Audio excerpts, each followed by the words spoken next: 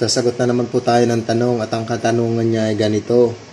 Kung may nagaganap ba daw na paghuhukom? Kung may magaganap bang paghuhukom? Alam naman natin lahat siguro na meron talagang magaganap na paghuhukom. Dahil lahat tayong tao, anghel man, ay dadaan sa paghuhukom. Mababasa natin yan sa 2 Pedro 3:10.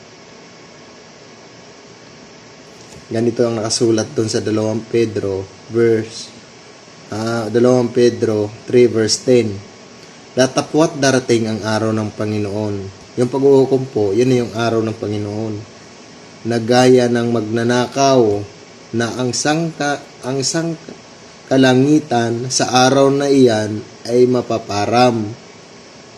Mapaparam na kasabay ng malaking ugong at ang mga bagay sa langit ay mapupugnaw sa matinding init at ang lupa at ang mga gawang nasa lupa ay pawang masusunog. Ayun po ang paghuhukom ng Panginoon. Masusunog po. Mapupugnaw. Kaya ang sagot doon sa tanong mo, oo, mayroong magaganap na paghuhukom. Pero darating pa lang. Hanggang dito na lang. Bye-bye.